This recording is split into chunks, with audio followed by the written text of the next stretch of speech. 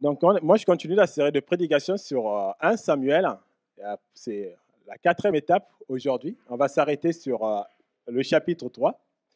Et ce que moi, je lis, en tout cas, ce que je comprends de ce texte, de ce livre, c'est qu'il donne vraiment au peuple d'Israël de pouvoir vraiment se rendre compte de ce que Dieu attend d'eux, en fait. Pas seulement des rituels, mais vraiment avoir une relation personnelle avec Dieu. On a vu la première étape qui a commencé par une femme qui n'avait pas d'enfant, qui a prié et qui a été exaucée. Ensuite, elle a eu cet enfant qu'elle a consacré à Dieu. Et après, on a vu la louange qu'elle a adressée à Dieu pour cet exaucement de sa prière. Et par la suite, on a vu les fils d'Élie, qui était le grand prêtre à cette époque, qui malheureusement se comportaient très mal, désobéissaient à Dieu. Et Dieu a annoncé une sentence contre eux et leur père. Et ici, au chapitre 3, Dieu nous rappelle sa sainteté.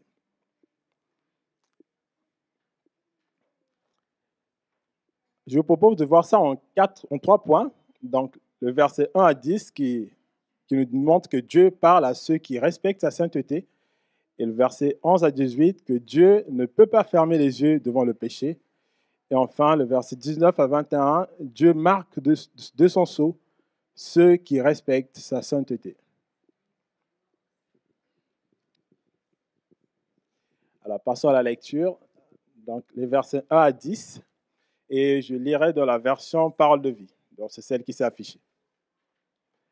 Le petit Samuel est au service du Seigneur sous la garde du prêtre Élie. À cette époque-là, le Seigneur parle rarement à quelqu'un et il envoie rarement des visions. Une nuit, Élie dort à sa place habituelle. Il est presque aveugle. Samuel aussi dort dans la maison du Seigneur, près du coffre sacré. La lampe de Dieu brûle encore. Le Seigneur appelle « Samuel !» Samuel répond « Je suis là ». Puis il court auprès d'Élie et lui dit « Tu m'as appelé ? Je suis là ». Mais Élie répond « Je ne t'ai pas appelé, retourne te coucher ». Samuel va se coucher. Le Seigneur appelle Samuel une deuxième fois. « Samuel !» Samuel va près d'Élie et lui dit « Tu m'as appelé ? Je suis là ». Élie répond « Je ne t'ai pas appelé, mon fils. Retourne te coucher. » Samuel ne connaît pas encore le Seigneur, car celui-ci ne lui a jamais parlé. Le Seigneur appelle Samuel une troisième fois. Samuel se lève, il va près d'Élie et lui dit « Tu m'as appelé ? Je suis là. » Alors Élie comprend que c'est le Seigneur qui appelle l'enfant. Il dit à Samuel « Retourne te coucher. Si on t'appelle, tu diras « Parle, Seigneur, ton serviteur écoute. » Samuel va se coucher à sa place habituelle. Le Seigneur vient et se tient là, comme les autres fois. Il appelle « Samuel, Samuel !» Et Samuel répond « Parle, ton serviteur écoute. » Il y a dans ce texte, dans ces premiers versets, deux affirmations ou constats que Samuel est au service de Dieu et aussi la rareté de la manifestation de Dieu au milieu du peuple d'Israël. Le Seigneur parle rarement à quelqu'un et il envoie rarement des visions, comme le dit le verset 1. Israël vit dans une errance spirituelle, une sorte de passage à vide, une traversée du désert. Ce peuple auquel Dieu s'est révélé, qui a été secouru d'une main puissante par Dieu en mettant à genoux, coup sur coup, l'armée d'Égypte, et puis toutes celles qui se sont dressées sur leur chemin, sur la conquête de la terre promise, ce peuple dont le conducteur Moïse a reçu les instructions qui régissent la relation avec Dieu, ce peuple qui a traversé la mer de manière miraculeuse, et voilà que ce peuple est en errance. Ce peuple ne voit plus Dieu, n'entend plus parler de lui. On peut vraiment se poser la question, pourquoi est-ce que ce peuple qui a expérimenté la grandeur de Dieu se retrouve dans cette situation? Est-ce que ce serait Dieu qui aurait changé? La Bible, elle est claire. la parole de Dieu, elle dit que Dieu est immuable. Il ne change pas. Et cela fait vraiment partie de ses attributs, de ses caractéristiques. Puisque Dieu est constant, l'explication de cette situation, cette triste situation spirituelle du peuple d'Israël se trouve donc ailleurs. Dans la deuxième partie, où, oui, le deuxième contactant du contrat qui lie Israël à Dieu, cette alliance qui existe entre Israël et Dieu. Et donc, si la première partie, c'est Dieu, la deuxième, c'est Israël. Si Dieu n'a pas changé, donc c'est le peuple d'Israël qui a changé. C'est donc le peuple d'Israël qui a changé et qui est à l'origine de cette situation tragique pour le peuple. C'est pas grave, ça tombera pas plus bas. La parole de Dieu est dit dans Ésaïe 59 ceci.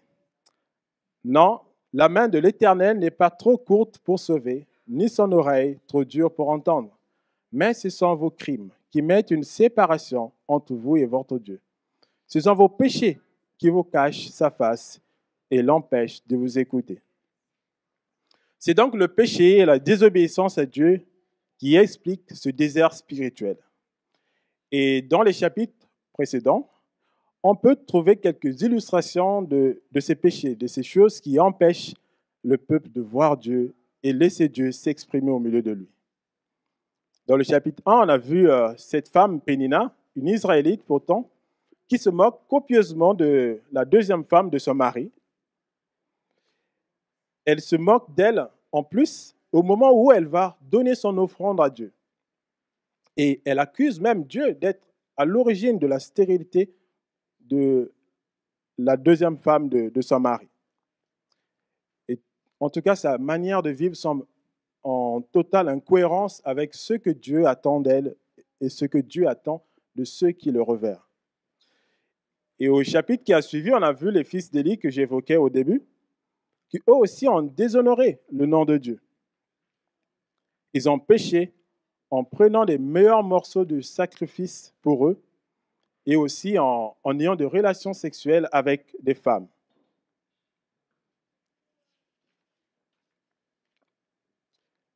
Et le peuple a beau multiplier les sacrifices, les rituels, et cela ne permet pas de rétablir, de redorer la relation avec Dieu. Il faut vraiment un changement de cœur, le fond et non la forme. Car Dieu est saint, il est même 3 fois saint. Et cela veut dire que ces yeux ne peuvent pas tolérer le mal et le péché. Mais vous savez, aujourd'hui encore, Dieu appelle ceux qui le connaissent à mieux le connaître et lui obéir. Il désire une relation privilégiée et individuelle avec tous ceux qui se déclarent de lui et honorent son nom. Comment y procéder? Et dans le chapitre précédent, on l'a vu qu'il faut donner la bonne part de notre temps, de notre vie à Jésus-Christ. Chercher à lui plaire dans toutes nos activités. Aujourd'hui encore, Dieu appelle ceux qui ne l'ont pas encore reconnu comme Dieu et Sauveur à le faire.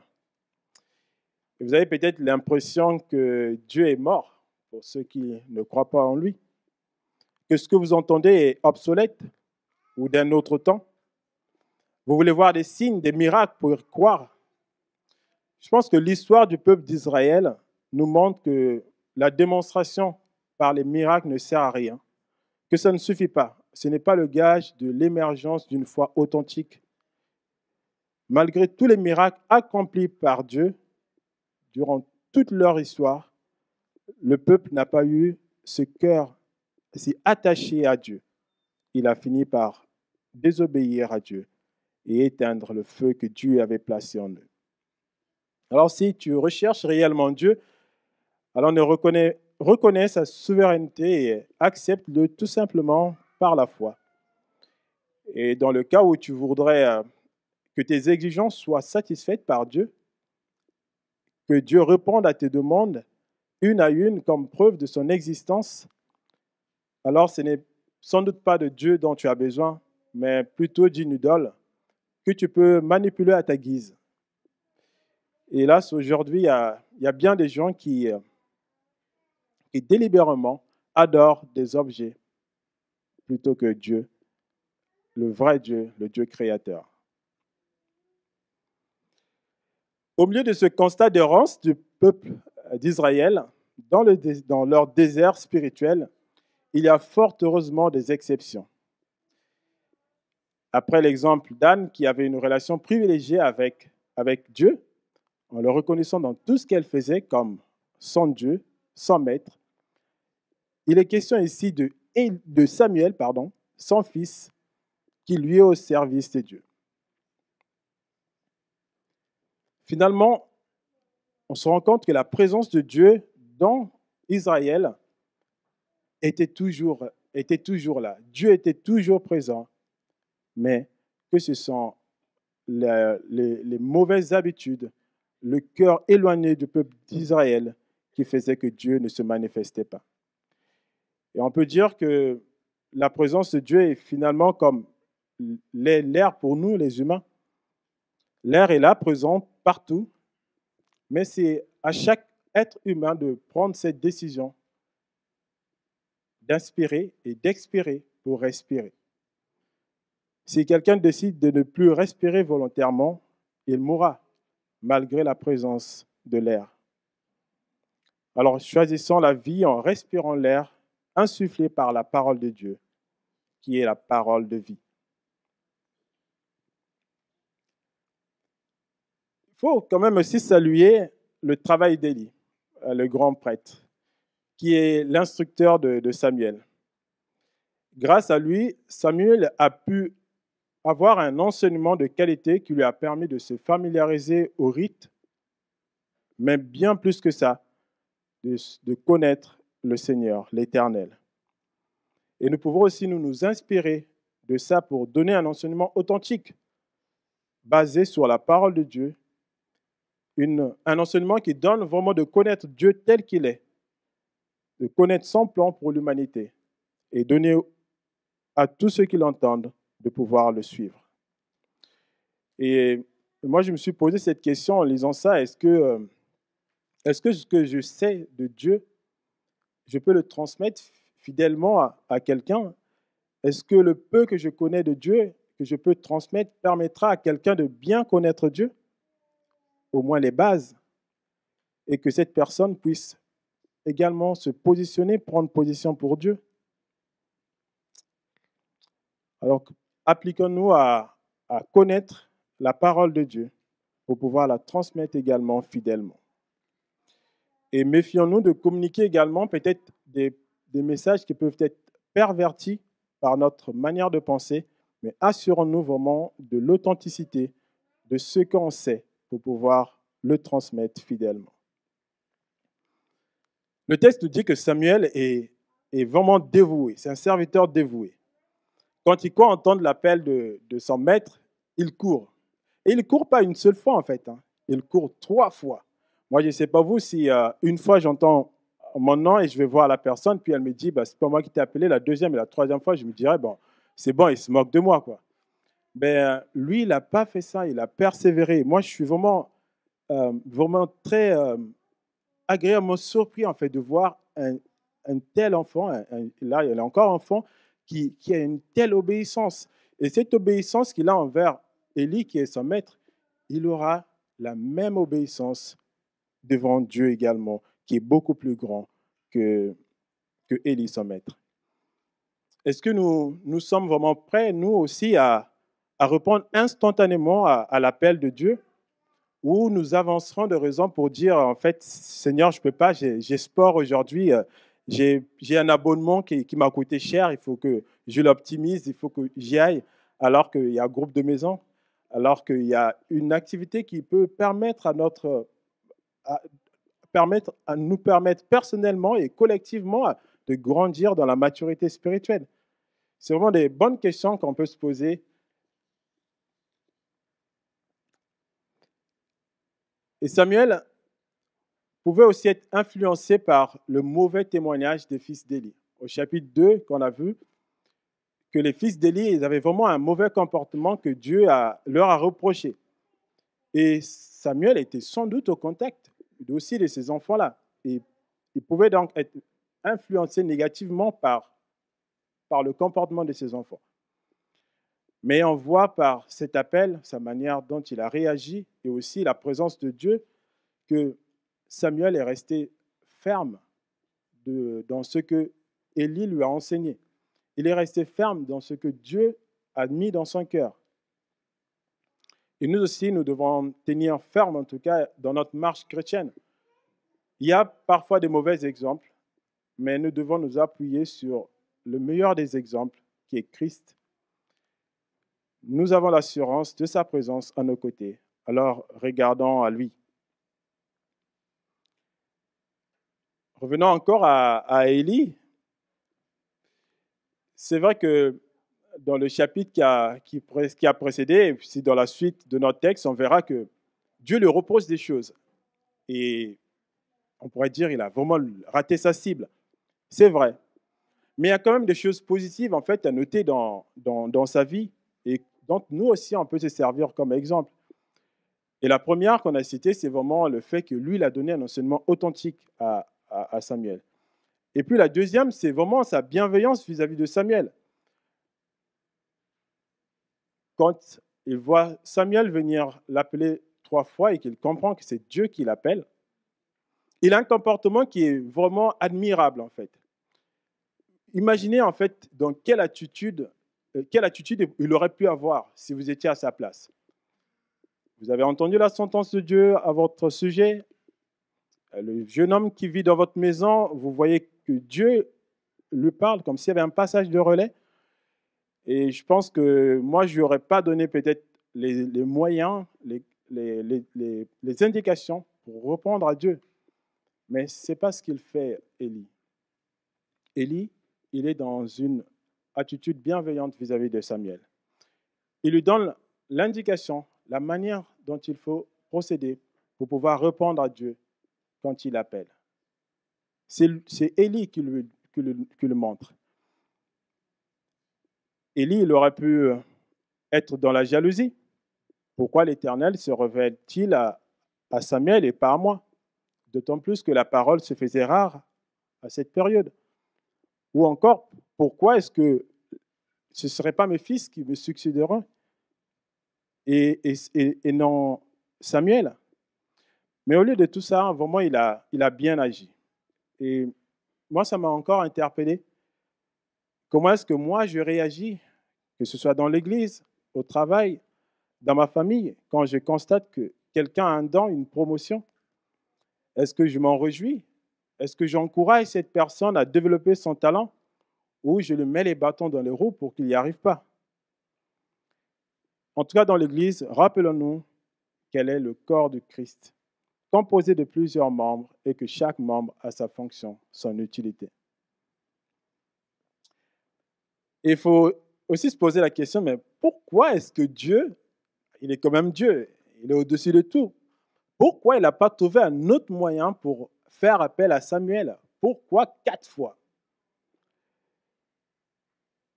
C'était peut-être une manière aussi d'éprouver Élie, mais aussi une manière de nous montrer combien Dieu utilise des hommes pour nous parler, pour parler à quelqu'un.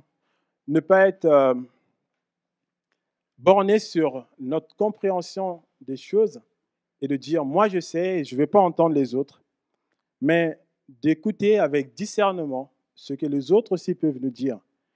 Et s'il y a du bon qu'on peut tirer, qui nous donne de mieux connaître Dieu, d'avoir une meilleure relation avec Dieu, alors prenons-le.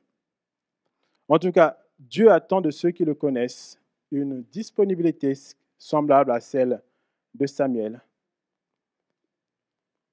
Parle, Seigneur, ton serviteur écoute. C'est ce qui termine le verset 10.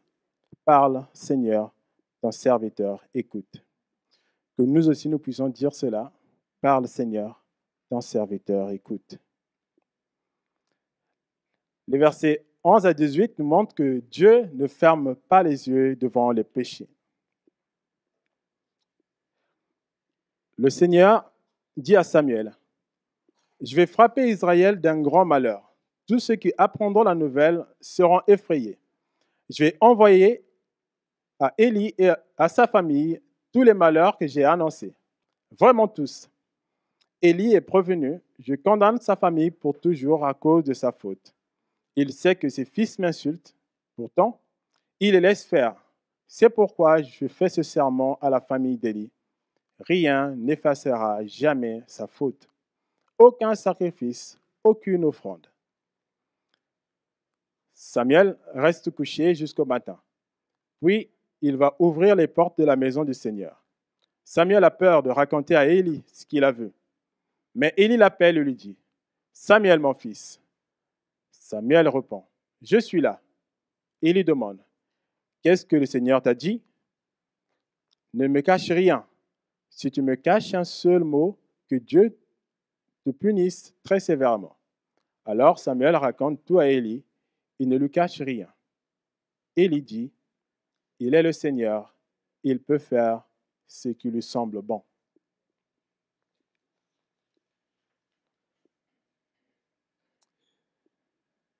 Dès les premiers mots de l'Éternel, de Dieu à Samuel, Dieu réitère la sanction ou la sentence qu'il avait déjà annoncée à Élie au chapitre 2.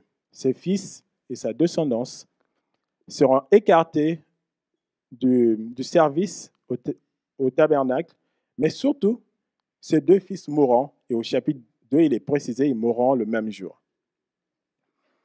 C'est en tout cas une manière, je pense, de rappeler à Élie et aussi à Samuel et à tout Israël le respect du nom de l'Éternel.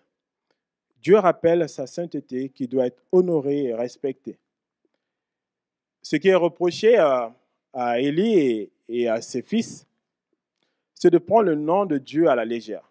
C'est d'avoir déshonoré l'offrande établie par Dieu et par-dessus tout de pousser le peuple au péché et à la désobéissance. Un mauvais exemple. Et ce qui est reproché particulièrement à Élie, en tant que père et grand prêtre, c'est de ne pas avoir pris les mesures nécessaires pour restaurer la dignité de Dieu, en écartant éventuellement ses fils du service. Élie qui devenait un peu aveugle, comme on a vu dans les premiers chapitres, enfin, dans le premier verset, pardon. Élie qui devenait un peu aveugle à cause de l'âge est vraisemblablement devenu également aveugle spirituellement.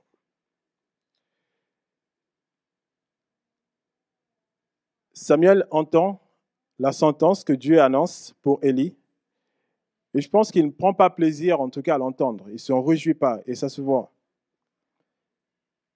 Il est sans doute attristé par cela. Et le matin, il est même écrit qu'il n'ose pas sortir, il n'ose pas croiser Élie. Mais il va devoir quand même tout raconter à Élie. Et comme pour prendre des leçons pour nous-mêmes, je me suis encore posé la question, mais qu'en est-il de moi, de nous? Est-ce que je me réjouis du malheur des autres, même si c'est une sentence qui est prononcée par Dieu? Est-ce que je devrais m'en réjouir? Ou je suis attristé quand je l'entends? Et je pense que dans la Bible, il y a deux choses qui peuvent vraiment nous aider à prendre une position. C'est déjà de reconnaître notre péché, malheureusement, le péché qui est commun à tous les hommes, que nul n'est sans péché. Et ça nous rend humbles devant Dieu et aussi devant les hommes. Et la deuxième chose, c'est aime ton prochain comme toi-même. Lequel de nous, quand bien même il serait reconnu coupable d'un fait, ne souhaiterait pas qu'on lui fasse grâce, qu'on lui pardonne. Si vous êtes dans ce cas, moi en tout cas, oui, cela doit motiver notre réaction vis-à-vis d'une sanction, d'une sentence, et notamment là pour Élie et ses fils. Donc Samuel ne se réjouit pas de cette sentence, il ne se dit pas « youpi, je vais prendre la place d'Élie ». Lui, il est au contraire attristé par ça. Et ça montre en tout cas aussi le cœur de Dieu, parce que Dieu ne prend pas plaisir à faire mal à ses enfants ou à sa création. En tout cas, ne soyons pas prompts à annoncer les mauvaises nouvelles, au contraire, soyons lents à annoncer les mauvaises nouvelles et prompts à annoncer les bonnes nouvelles. Et la réaction d'Élie à la révélation du message de Samuel, moi, m'a vraiment laissé un peu perplexe. c'est un peu surprenant finalement de voir sa réaction. Elle est animée à la fois d'un profond respect pour Dieu, mais à la fois d'une certaine fatalité. Au verset 18, il dit, « Il est Seigneur, il peut faire ce qui lui semble bon. » Bon, d'un côté, il a raison, n'est-ce pas? S'il est Seigneur, s'il décide de faire ce qu'il veut, il le fera. En revanche, quand on connaît le rôle, la fonction d'Élie, qui est grand prêtre, qui a pour fonction de donner des sacrifices, d'offrir des sacrifices à Dieu pour l'expiation des péchés, le pardon des péchés du peuple, la question, mais pourquoi ne le fait-il pas pour lui-même? Pour les autres, il arrive à le faire. Et lui, il est là dans cette condition de coupable devant Dieu et il ne pense pas à demander pardon pour cela. Mais il a raison. Dieu fait ce qu'il veut. Et ce qui va peut-être aussi vous surprendre, ce qui peut-être vous choque, vous vous dites peut-être, mais comment Dieu ne peut pas pardonner à cet homme? Pourquoi est-ce qu'il va jusqu'à châtier ses deux enfants et également exclure toute la descendance d'Élie du ministère auquel il les avait appelés? Dieu dit que même les offrandes, les sacrifices ne suffiront pas pour pardonner la faute d'Élie et de ses fils. Et je me suis dit, d'un côté, il a raison, Élie, quand il dit qu'il fasse comme bon lui semble. Lequel de nous peut revendiquer une grâce à Dieu? Lequel de nous peut dire à Dieu, Seigneur, je mérite ton pardon? Est-ce que quelqu'un peut le dire?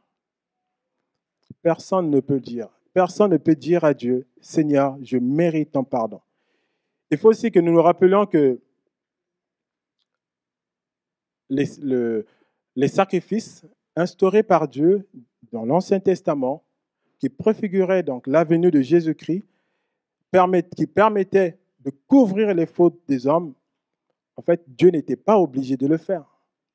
Il faut qu'on soit vraiment conscient de ça, en fait, que c'est une grâce et non un droit. On ne peut pas dire à Dieu, Seigneur, je mérite ton pardon parce que. Mais c'est vraiment une grâce. Et pour vous en convaincre, rappelons-nous juste dans Genèse, quand Dieu dit à l'homme, tu peux faire tout ce que tu veux, tu peux jurer de tout ce qu'il y a, mais tu ne mangeras pas de fruits de l'arbre de la connaissance du bien et du mal. Il lui dit, le jour où tu en mangeras, tu mourras. Voilà. La ligne rouge, elle est là. Le jour où tu manges ça, tu meurs. Et bien l'homme, il a fait ça, il a mangé, donc il est mort. Donc, si Dieu dit péché égale à mort, il est juste dans ce qu'il fait.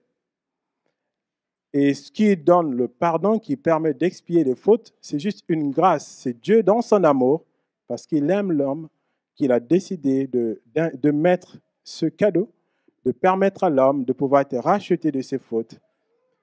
Et dans l'Ancien Testament, c'était les animaux qui couvraient la faute des hommes. Et nous savons que depuis, Christ est venu et c'est lui qui porte les fautes de tous les hommes et qui permet à tous les hommes d'être en relation avec Dieu.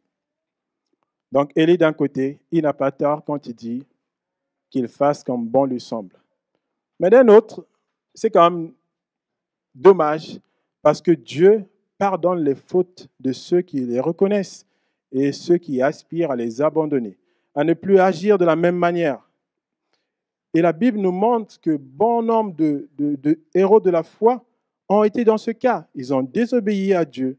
Ils ont fait des choses qui étaient graves, jusqu'à David, par exemple, qui a fait tuer un homme. Et pourtant, il a obtenu le pardon de Dieu.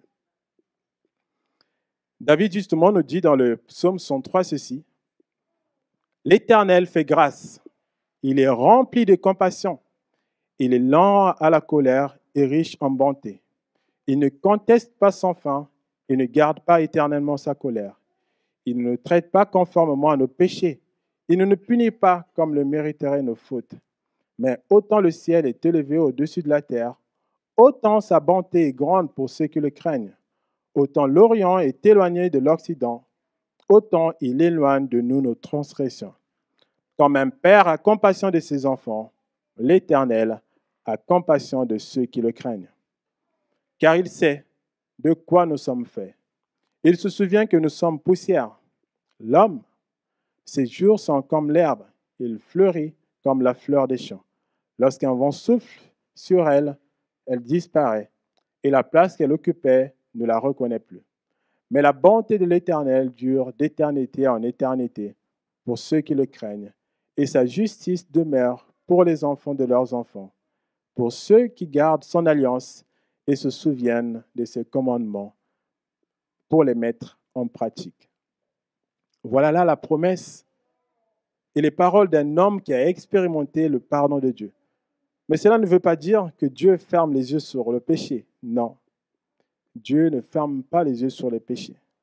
Mais devant une faute, un péché, nous pouvons être dans cette attitude de David, de Pierre, de Paul et de tant d'autres dans la Bible qui ont demandé pardon et l'ont obtenu. Tout comme Samuel a reçu un message de la part de Dieu pour Élie et a dû en parler, quand bien même cela ne le réjouissait pas, il a fait preuve d'obéissance en l'annonçant avec amour, compassion. Nous aussi, nous devons dire avec amour, avec compassion, le message que Dieu a mis en nous. Et ce message, il est pour nous, pour le monde entier, c'est que Dieu est contre le péché. Que Dieu est contre le péché et que Dieu ne ferme pas les yeux devant le péché. Certes, aujourd'hui, c'est encore la période qu'on appelle le temps de la grâce, où Dieu ne sanctionne pas immédiatement le coupable, mais ce temps s'arrêtera, soit à la mort de chacun de nous, ou de ceux de tous les hommes, ou quand Jésus reviendra chercher tous ceux qui ont mis leur foi en lui. Alors, pendant qu'il est encore temps, on ne peut que exhorter tous ceux qui ne reconnaissent pas encore Dieu de se soumettre à lui, de fuir le péché et de recevoir Jésus comme leur Seigneur et Sauveur. En fait, tout comme Élie aussi, cherchons à connaître le message que Dieu veut pour nous. Qu'est-ce que Dieu nous dit par rapport à sa parole? Ne recherchons pas à écouter les paroles qui nous plaisent. Si Samuel avait dit à Élie, Dieu m'a dit qu'il va te restaurer, tes enfants vont être restaurés également, ça aurait peut-être fait plaisir aux oreilles d'Élie. Mais est-ce que ça aurait été la vérité? Certainement pas. Nous aussi faisons de même. Recherchons la vérité, pas ce qui plaît à nos oreilles, mais la vérité. Aujourd'hui, il y a des personnes qui fuient, qui ne fréquentent pas certaines églises, parce que dans ces églises, le message qu'on y prêche est fidèle et authentique à la parole de Dieu, mais ce n'est pas en cohérence avec leur vie. Et plutôt que de se soumettre à cette parole, elles préfèrent fuir cette église. Ne soyons pas de cela. Dieu ne ferme pas les yeux devant les péchés. Et ouvrons nos oreilles pour écouter le vrai message de l'Évangile. Et s'il y a des choses à nous faire pardonner, demandons pardon.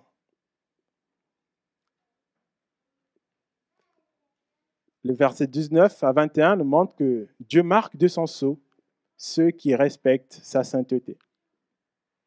Samuel devient grand, le Seigneur est avec lui.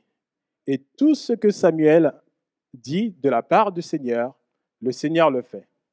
Alors, dans tout le pays d'Israël, depuis Dan au nord jusqu'à Beersheba au sud, les gens apprennent que Samuel est vraiment un prophète du Seigneur. Le Seigneur continue à se montrer à Silo. En effet, c'est à Silo que le Seigneur se fait connaître à Samuel et qu'il lui communique sa parole. Très brièvement,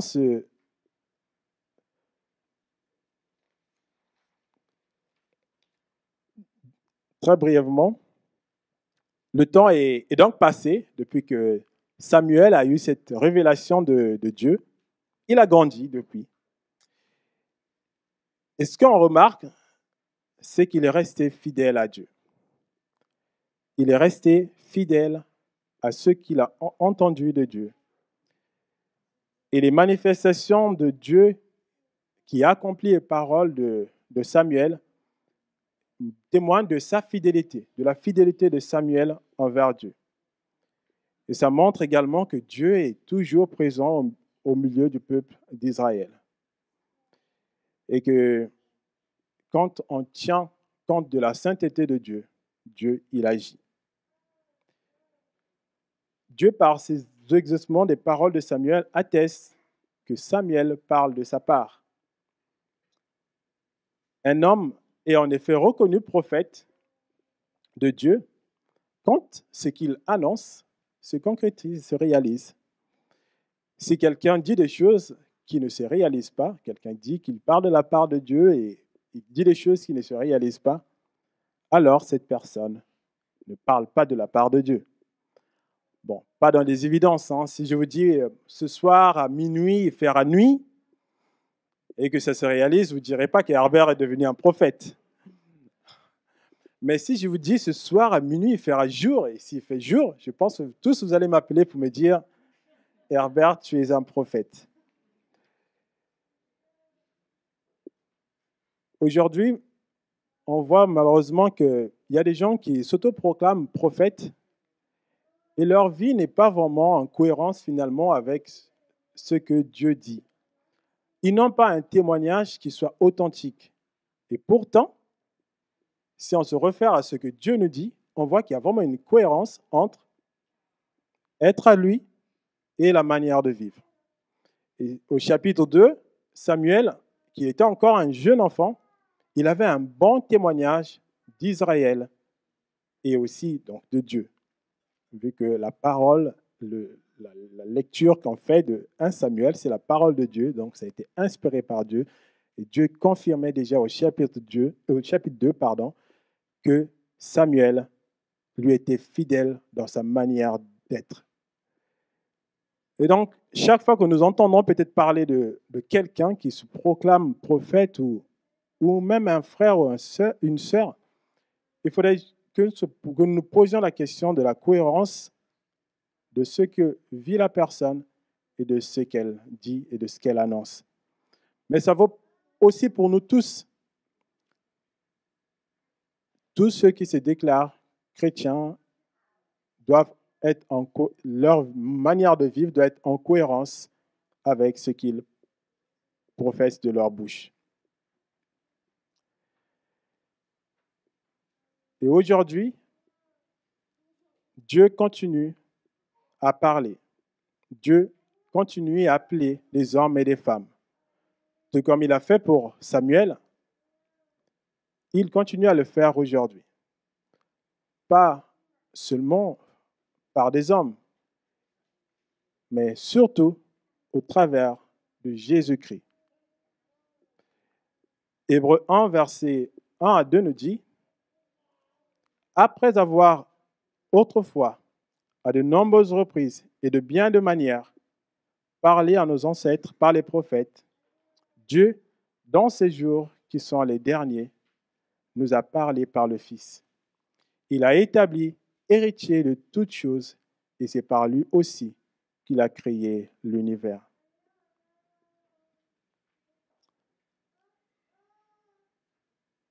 Dieu nous parle aujourd'hui au travers de Jésus-Christ.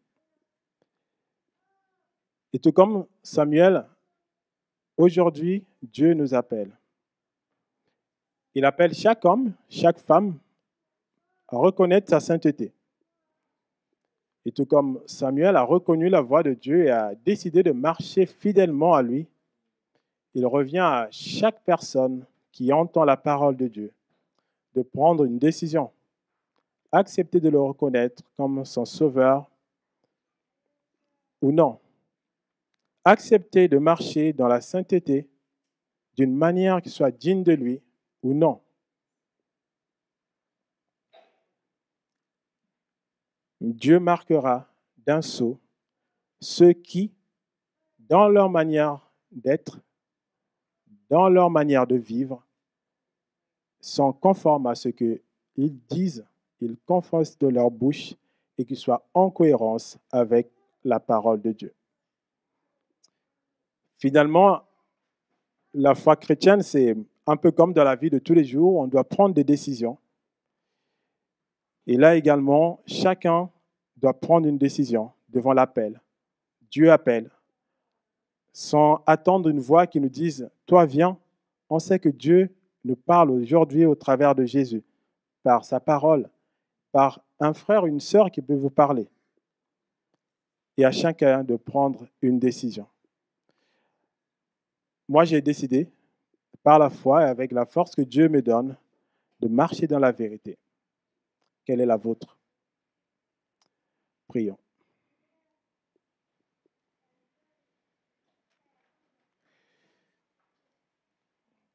Oui, Seigneur, tu nous montres par ces chapitres encore qu'il ne suffit pas juste de dire que nous t'appartenons pour te plaire, mais de tenir compte, au Seigneur, de ta sainteté. Tu n'aimes pas le péché et tu le cries au fort, Seigneur, dans toute la Bible, que tu n'aimes pas le péché. Mais tu cries aussi dans toute la Bible combien tu aimes l'homme, au Seigneur. Parce que du début jusqu'à la fin, tu nous montres le chemin qui nous permet de revenir à toi, Seigneur. Et tu nous montres combien tu nous appelles et combien tu veux que nous disions oui, Seigneur, parle, Seigneur, car ton serviteur écoute. Seigneur, cette grâce que tu nous accordes de pouvoir venir à toi, nous rendons compte aujourd'hui que ce n'est pas vraiment par nos forces, ce n'est pas un droit, mais vraiment une grâce, Seigneur. Et nous voulons, Seigneur, que cette grâce puisse être vertueuse en nous, Seigneur, qu'elle nous donne de pouvoir marcher fidèlement à toi. Et afin que, par notre manière d'agir, Seigneur, nous attestions que nous t'appartenons, que nous attestions que nous avons décidé de te suivre, que nous avons décidé de marcher selon toi, Seigneur. Et je prie, Père, pour que tu nous donnes, nous aussi, de ne pas fermer les yeux devant les péchés, de reconnaître ta sainteté. Et si ton esprit, Seigneur, nous met à cœur une faute, une désobéissance, Seigneur, particulière, que tu nous donnes la force, par ton esprit, Seigneur, de reconnaître notre tort, de demander pardon. Et surtout, donne-nous la force de ne plus retomber au Seigneur dans ces mêmes travers. Je prie, Seigneur, pour les hommes et les femmes qui ne te connaissent pas encore, ô Père. Je prie que tu te révèles vraiment à eux, au Seigneur, que, comme tu dis, la création, Père, puisse être le déclic pour se dire, je suis une créature. Celui qui m'a créé m'a sans doute aimé. Alors, je veux être avec ce Créateur. Et que le plan de salut en Jésus-Christ soit clair au Seigneur en eux par ton esprit et qu'ils parviennent à la connaissance de la vérité qui mène à la vie éternelle. Je prie cela, Seigneur, pour toute personne qui rentre dans l'Église. Je prie cela, Seigneur, pour toute personne qui entend l'Évangile authentique au Seigneur. Et que dans ta grâce, tu nous donnes d'être des ambassadeurs pour que nombreux, Seigneur, entendent parler de toi et que ton esprit agisse pour les convaincre. À toi l'honneur et la gloire, parce que c'est toi qui nous permets d'être ce que nous sommes. Et c'est toi qui nous permets d'être avec toi aujourd'hui pour l'éternité. En Jésus. Amen.